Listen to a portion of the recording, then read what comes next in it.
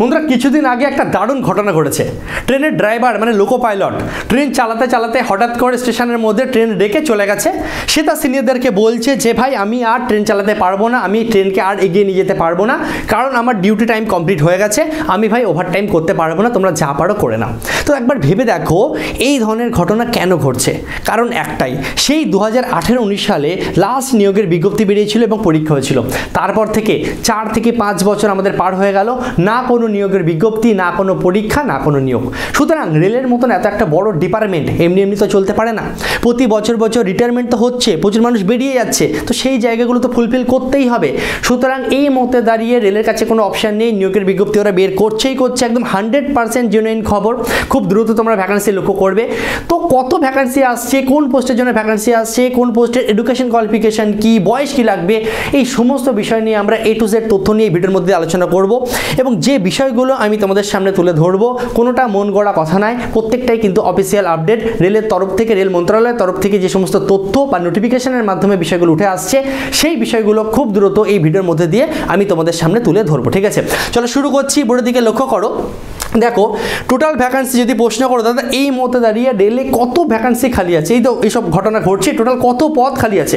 দেখো group D বলো, NTPC বলো, গ্রুপ AB, সব কিছু মিলিয়ে অনেক রকম ডিপার্টমেন্ট আছে, সব মিলিয়ে রেলে টোটাল এই মতে দাঁড়িয়ে 2,50,965টা পদ খালি আছে। এখানে দেখো আমি একটা ডেট লিখেছি, 1 জুলাই 2023।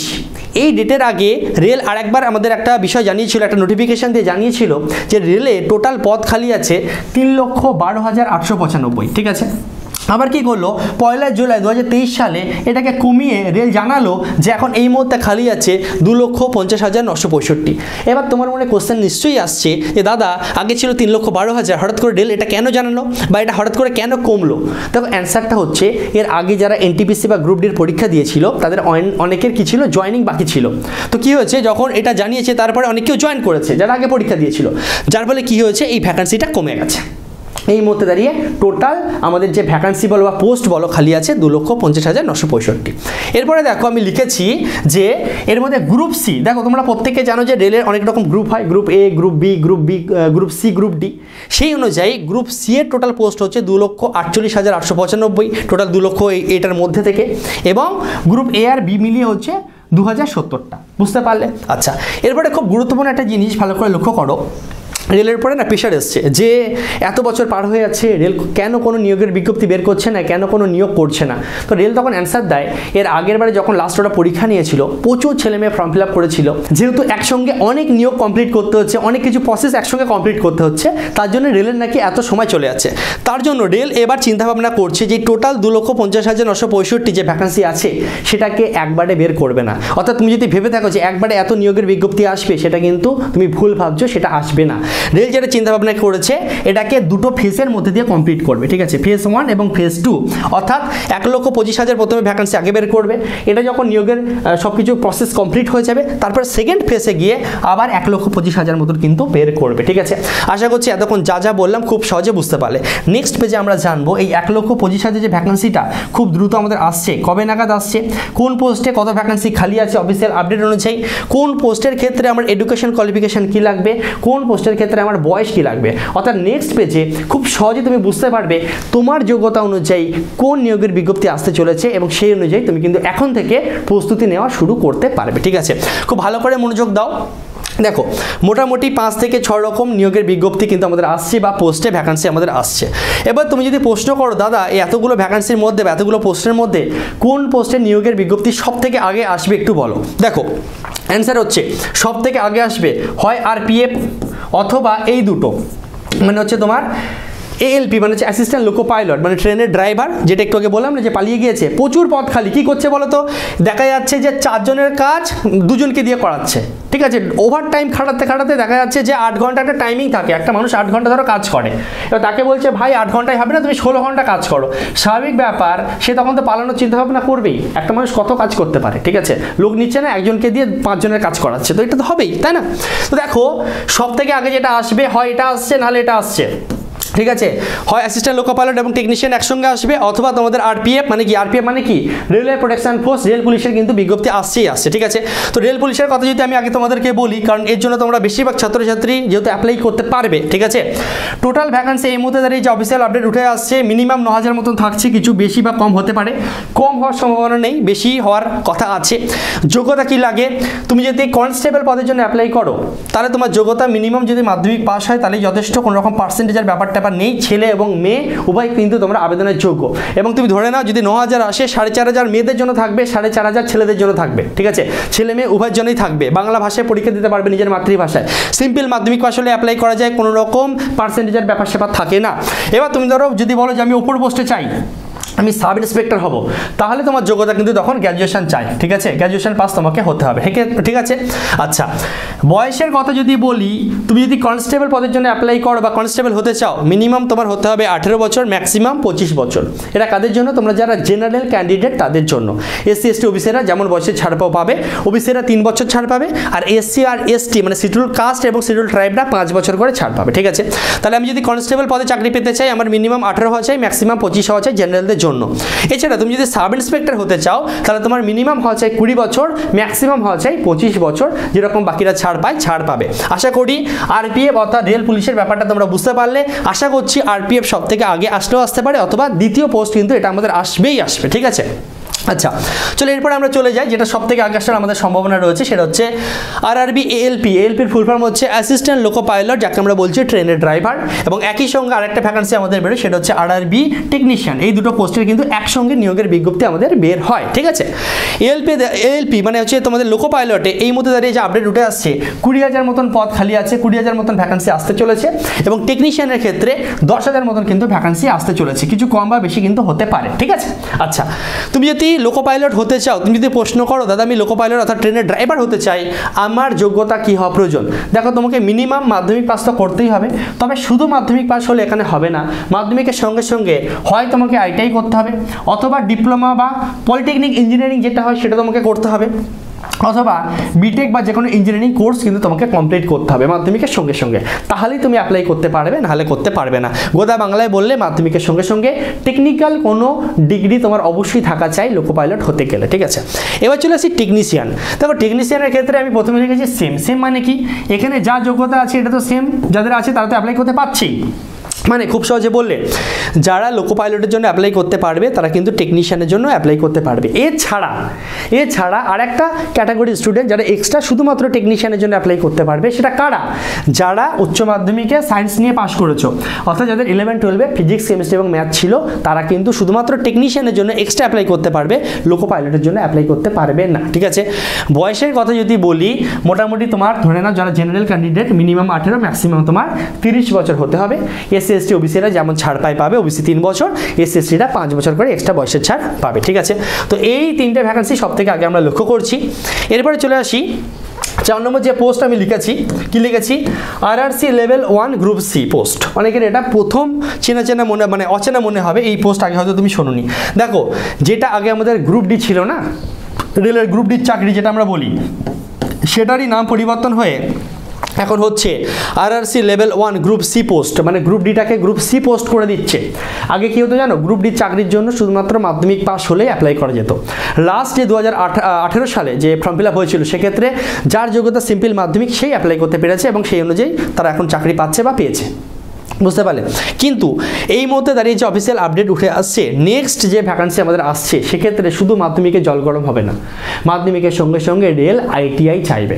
যদিও এটা পুরোপুরি 100% ফাইনাল নয়, মানে মোটামুটি আলোচনা চলছে এবং তথ্য উঠে আসছে, এখনও ফাইনাল নোটিশ দিয়ে রেল জানিয়ে দেয়নি যে তোমার মাধ্যমিকের সঙ্গে সঙ্গে আইটিআই একদম শিওর লাগছে। মানে 99% তুমি ধরে নাও, যেহেতু দেখো এখানে পোস্টের নামও চেঞ্জ হয়েছে, স্যালারিও বাড়ছে, সুতরাং মাধ্যমিকের সঙ্গে সঙ্গে আইটিআই চাইবে বলেই আশা করা যাচ্ছে। ঠিক আছে, মোটামুটি প্রায় 60,000 মতন পদ খালি আছে।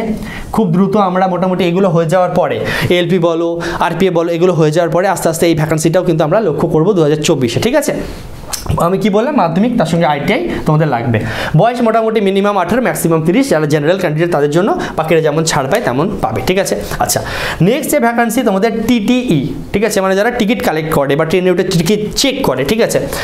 মোট ভ্যাকান্সি তোমাদের আসতে চলেছে 7,784 অ্যাপ্রক্স, ঠিক আছে। আচ্ছা, মানে আমাদের যোগ্যতা কী লাগে, যদি যোগ্যতার কথা বলো, লাস্ট যে পরীক্ষা হয়েছিল সেক্ষেত্রে যোগ্যতা চেয়েছিল উচ্চ মাধ্যমিক পাস। যে কোনো শাখায় তুমি যদি যে কোনো পার্সেন্টেজ নাম্বার নিয়ে উচ্চ মাধ্যমিক পাস করে থাকো, ছেলে হও কি মেয়ে হও, তাহলে তুমি কিন্তু অ্যাপ্লাই করতে পারবে। তোমাদের অনেকের মনে একটা ভুল ধারণা আছে, আমি লক্ষ্য করেছি, যে রেলের চাকরি পেতে গেলে মনে হয় আইটিআই অবশ্যই থাকতে হবে। সেটা একদমই নয়। রেলের দুরকম জিনিস, একটা হচ্ছে টেকনিক্যাল, একটা হচ্ছে নন টেকনিক্যাল। তুমি ধরো মানে টিকিট চেক করবে, তুমি আমাকে বলো না আইটিআই করে কী কাজে লাগবে, ঠিক আছে। ওখানে কি তুমি হাতুড়ি পিটিয়ে টিকিট চেক করবে? একদমই না। তো সিম্পল, সব জায়গায় আইটিআই লাগবে, সব জায়গায় টেকনিক্যাল ডিগ্রি রাখবে, সেটা কিন্তু একদমই না। যারা তোমার টিকিট দেয়, ঠিক আছে, বা টিকিট মানে তোমার ধরো তুমি যখন টিকিট কাটো, যারা টিকিট দেয় তারা আইটিআই করে কী করবে তুমি আমাকে বলো তো। যারা ক্লারিক্যাল পদে চাকরি করে তারা আইটিআই করে কী করবে? রেল মানেই আইটিআই, এটা অনেকের মনে হয়তো ধারণা রয়েছে, সেটা কিন্তু একদম ভুল ধারণা, ঠিক আছে। তো টিটির জন্য যদি আলাদা নিয়োগের বিজ্ঞপ্তি বের হয়, তাহলে অবশ্যই উচ্চ মাধ্যমিক পাশে তোমাদের যে পদ খালি আছে 7,784, বয়স মোটামুটি 18 থেকে 30, যারা তোমরা জেনারেল ক্যান্ডিডেট তাদের জন্য।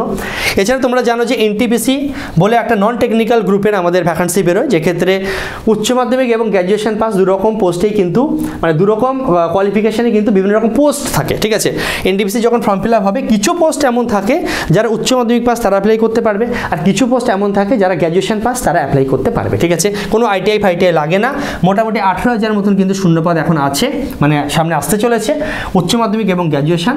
বয়সের কথা যদি বলি, 18 থেকে 30 ধরো, তোমরা যারা উচ্চ মাধ্যমিক পাশে অ্যাপ্লাই করবে 18 থেকে 30, আর যারা গ্র্যাজুয়েশন পাশে অ্যাপ্লাই করবে 18 থেকে 33 কিন্তু মোটামুটি লাগে, যারা জেনারেল ক্যান্ডিডেট তাদের জন্য। আরেকটা বিষয় হতে পারে যে আমাদের এই যে টিটিই এনটিপিসির মধ্যে ঢুকিয়ে দিতে পারে, ঠিক আছে। অনেক আগে টিটির জন্য আলাদা ফর্ম ফিল আপ হতো, আলাদা পরীক্ষা হতো, মাঝখানে কী হতো, এনটিপিসির মধ্যে টিটিটাকে ঢুকিয়ে দেওয়া হতো। আবার এখন যে আলাদা করে এই বিষয়টা উঠে আসছে আপডেট, যে টিটিটাকে আলাদাভাবে পরীক্ষা নিলেও নিতে পারে। তো এটা ফাইনাল নোটিফিকেশন বেরোলেই আমরা বুঝতে পারবো যে টিটিই যেটা, সেটা আলাদা করে পরীক্ষা হবে নাকি এনটিপিসির মধ্যে ঢুকিয়ে দেবে। কারণ এনটিপিসির মধ্যে উচ্চ মাধ্যমিক পাশে অনেকগুলো পোস্ট থাকে, সেখানে কিন্তু টিটিটাকে ঢুকিয়ে দিলেও দিতে পারে। তো আশা করছি কোন পোস্টে কত ভ্যাকান্সি রয়েছে, কোনটার কি এডুকেশন কোয়ালিফিকেশন এবং কোনটার কি বয়স, সেটা বুঝতে পারলে, এবং তুমি খুব সহজে এখন বুঝে গেছো যে তোমার জন্য কোন ভ্যাকান্সিটা আসতে চলেছে এবং কোনটার জন্য তোমাকে পড়াশোনা শুরু করতে হবে। তো দেখো, শুধু ফর্ম ফিল আপ করে কিন্তু কোনো লাভ নেই। তোমাকে যদি রেলের চাকরিটা পেতে হয়, সঠিক স্ট্র্যাটেজি মেনে, সঠিক গাইড মেনে তোমাকে কিন্তু ভালো মতন স্মার্ট ওয়ার্ক করে পড়াশোনা করতে হবে। কারণ তোমাকে বুঝতে হবে কম্পিটিশন কিন্তু প্রচণ্ড হাই থাকবে। একটা জিনিস মাথায় রাখবে, তুমি হয়তো ভাবছো যে এখন শুরু করবে, অনেক তোমার দাদা দিদি এমন আছে যারা 2 বছর আগে থেকে কিন্তু রেলের জন্য পড়াশোনা শুরু করে দিয়েছে, কারণ মাঝখানে 4-5 বছর কোনো নিয়োগের বিজ্ঞপ্তি আসেনি। সুতরাং যারা আগের থেকে পড়াশোনা করছে অলরেডি তোমার থেকে কিন্তু এগিয়ে আছে। তো এখন তুমি কিভাবে শুরু করবে, তোমার প্ল্যানিংটা কি হওয়া উচিত, ভালো করে লক্ষ্য করো যে বিষয়টা বলছি। দেখো, যারা এতদূর ভিডিওটা দেখেছো তোমাদের জন্য বলছি একটা বিষয়, তোমরা যারা এখনও আমাদের ইয়োর স্টাডি অ্যাপ ডাউনলোড করোনি, তারা অবশ্যই কিন্তু ইয়োর স্টাডি অ্যাপটাকে ডাউনলোড করো, ঠিক আছে। অ্যাপের মধ্যে কি তুমি দেখবে রেলের একটা সম্পূর্ণ কোর্স আমরা লঞ্চ করে দিয়েছি, যে কোর্সের উদ্দেশ্য হচ্ছে একটা কোর্স আমি কমপ্লিট করব, আমি কি করব, সমস্ত রকম পরীক্ষায় বসতে পারবো। আমাকে আলাদা করে এলপির জন্য একবার, কনস্টেবলের জন্য একবার, ঠিক আছে, টিটির জন্য আলাদা, এরকম আলাদা আলাদা পড়াশোনা করতে হবে না। যদি তুমি প্রশ্ন করো দাদা আলাদা আলাদা পড়াশোনা কেন করতে হবে না, কারণটা আমি তোমাকে বলি আগে। দেখো, রেলের সাবজেক্ট কী কী থাকে, রেলে আমাদের মোটামুটি 3খানা সাবজেক্ট পড়াশোনা করতে হয়। একটা হচ্ছে ম্যাথ, একটা হচ্ছে রিজনিং, একটা হচ্ছে জেনারেল অ্যাওয়ারনেস, যার মধ্যে আমাদের জিকে বলো, জেনারেল সায়েন্স বলো, সবগুলো আমাদের পড়তে হয়। ফিজিক্স, কেমিস্ট্রি, বায়োলজি, ঠিক আছে, পলিটি, ইকোনমিক্স, হিস্ট্রি, জিওগ্রাফি সবই আমাদের পড়তে হয়। ইংলিশ কিন্তু আমাদের রেলে কোনো রকম থাকে না, ঠিক আছে, এটা একটা প্লাস পয়েন্ট, ইংরেজি আমাদের পড়তে হয় না, ঠিক আছে। তো দেখো, মোটামুটি তুমি যে পরীক্ষার জন্যই বসো না কেন, যে পোস্টের জন্যই ফর্ম ফিল আপ করো না কেন, সিলেবাস মোটামুটি এই 3টে বিষয় থেকেই থাকবে। সুতরাং এই 3টে জিনিস যদি আমি একবার ভালো মতন কমপ্লিট করে নিতে পারি, আমি সমস্ত পরীক্ষাতেই বসতে পারবো, এবং ভালো মতন কমপ্লিট থাকলে আমি সমস্ত পরীক্ষায় কিন্তু পাস করতে পারবো, ঠিক আছে। সুতরাং তোমরা যারা এখনও ইয়োর স্টাডি অ্যাপ ডাউনলোড করোনি, অ্যাপ ডাউনলোড করে দেখবে রেলের কোর্স আমাদের লঞ্চ হয়ে গেছে, প্রচুর স্টুডেন্ট জয়েন করে কিন্তু ক্লাস করছে। কাউকে আমি এটা বলবো না যে আগে গিয়ে তুমি কোর্স জয়েন করো, তোমাকে আমি এটা বলবো যে গিয়ে আগে ফ্রি ক্লাসগুলো দেখো। ম্যাথের উপরে ফ্রি ক্লাস আছে আমার, সেগুলোকে দেখো। রিজনিংয়ের ফ্রি ক্লাস আছে, সেগুলোকে দেখো। জিকে সমস্ত রকম ফ্রি ক্লাস আছে, জেনারেল সায়েন্সের উপরে ফ্রি ক্লাস আছে, সেগুলোকে দেখো। ফার্স্ট এটা দেখো যে আমাদের পড়ানো তোমার কেমন লাগছে। যদি মনের মতো লাগে তাহলে তুমি অবশ্যই কোর্স জয়েন করতে পারো, ঠিক আছে। আর যারা এতদূর এই ভিডিওটা এখনো অবধি দেখেছো, তাদের জন্য আমি একটা স্পেশাল অফার এই মুহূর্তে দিয়ে দিচ্ছি। দেখো, আমি একটা কাজ করছি, যেহেতু রেল, তো আমি এই মুহূর্তে তোমাদের জন্য একটা কুপন বানিয়ে দিচ্ছি, RAIL, রেল, ঠিক আছে। রেল, তুমি একটা কাজ করবে, রেল লিখে, ঠিক আছে, 400 লিখবে, কুপনের যে জায়গা পাবে সেখানে রেল 400 লিখবে, তুমি দেখবে যে প্রাইস তোমাদের আছে সেটা থেকে একদম ফ্ল্যাট 400 টাকা কিন্তু ডিসকাউন্ট হয়ে যাবে। এই অফারটা আর কেউ পাবে না, যারা এই ভিডিওটা এত দূর দেখেছো শুধুমাত্র তারাই পাবে, না অন্য কোনো ভিডিওতে আমি এই বিষয়টা বলবো, না অন্য কেউ জানতে পারবে। এটা কাদের জন্য?